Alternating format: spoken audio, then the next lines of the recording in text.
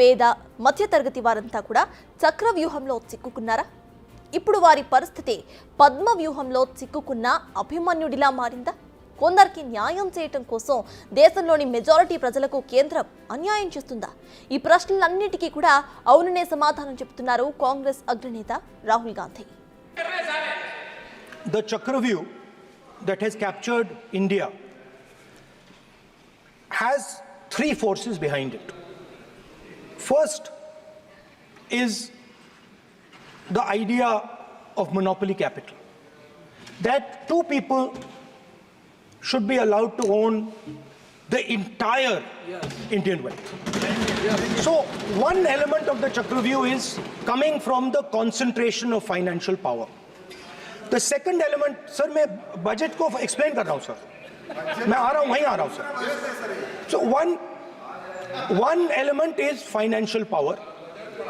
The second element is the institutions, the agencies, CBI, ED, Income Tax Department of this nation. And the third is the political executive. Speaker, sir, these three together are at the heart of the Chakravyuh. వ్యాపారాలను కేవలం కొందరి చేతుల్లో పెట్టడం, అధికారాలను కొందరికే పరిమితం చేయటం, ఇలాంటి పని చేసి దేశ ప్రజలను బీజేపీ ప్రభుత్వం చక్రవ్యూహంలో బంధించింది అంటున్నారు రాహుల్. ఈ చక్రవ్యూహంలో రైతులు, విద్యార్థులు, మధ్యతరగతి వారు ఉన్నారు. ఇక సమాజంలోని ఇతర వర్గాలు చిక్కుకొని విలవిలలాడుతున్నాయని అన్నారు ఆయన. అంతేకాదు, కేంద్రం ప్రవేశపెట్టిన బడ్జెట్ మధ్యతరగతి ప్రజలకు ముందు వెనుక పోటు పొడిచిందని అన్నారు. ఇండెక్సేషన్ ప్రయోజనాలు తొలగించి వెన్నుపోటు, ఇక ట్యాక్సులు పెంచి ముందు నుంచి పోటు పొడిచారంటూ తీవ్ర ఆగ్రహం వ్యక్తం చేశారు ఆయన.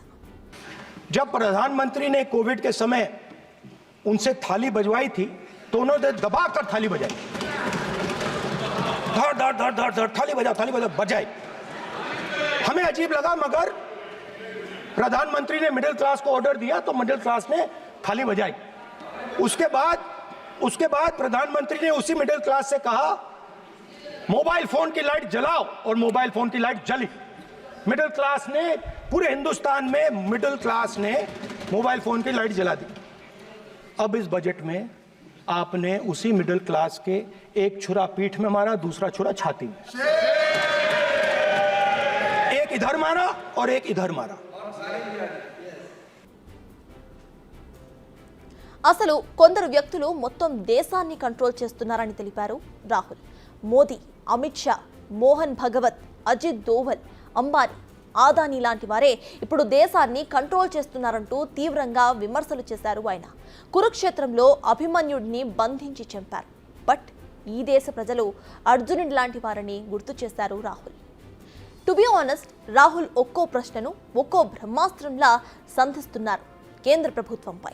అయితే అటువైపు నుంచి కవర్ చేసుకునే నవ్వు తప్ప సమాధానం మాత్రం రావడం లేదు. ఇక ప్రధానమంత్రి నరేంద్ర మోదీ అయితే సభకే రావడం లేదు.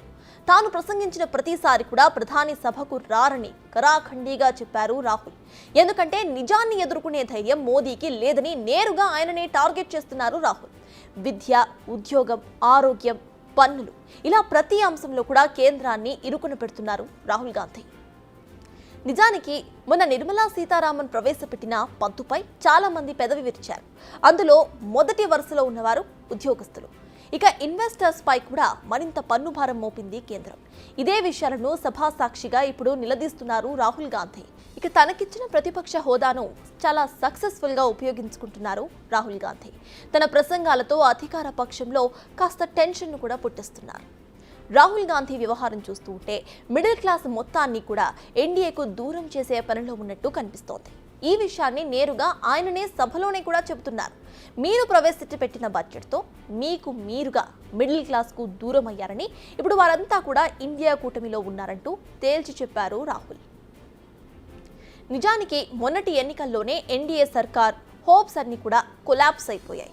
చాలా కష్టంగా, అంటే ఇతర పార్టీల మద్దతుతో ప్రభుత్వాన్ని నిలబెట్టారు వాళ్ళు. అంతేకాదు, ప్రజల ఆలోచన తీరు కూడా మారుతుందని, కాంగ్రెస్ మళ్ళీ బలపడుతుందని చెప్పిన ఎన్నికలు ఇప్పుడు ఇదే మూడ్ను కంటిన్యూ చేయడంలో రాహుల్ ముందున్నారు.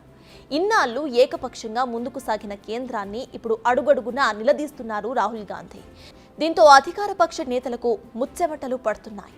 అయితే దీనికి బెస్ట్ ఎగ్జాంపుల్ క్యాస్ట్ సెన్సెక్స్. ఈ అంశంపై మొదటి నుంచి పోరాడుతున్నారు రాహుల్ గాంధీ. బడ్జెట్లో అయినా కులగణన అంశాన్ని తీసుకువస్తారని అంతా ఎక్స్పెక్ట్ చేశారని, బట్ ఈసారి కూడా అలా జరగలేదని, దానివల్ల జరిగిన నష్టాన్ని కూడా చాలా పర్ఫెక్ట్ ఎగ్జాంపుల్స్తో సభాసాక్షిగా చెప్పేశారు రాహుల్. బిగ్ టీవీ అవుట్లుక్ కథనాలు నచ్చితే వెంటనే బిగ్ టీవీ ఛానల్ ను సబ్స్క్రైబ్ చేయండి.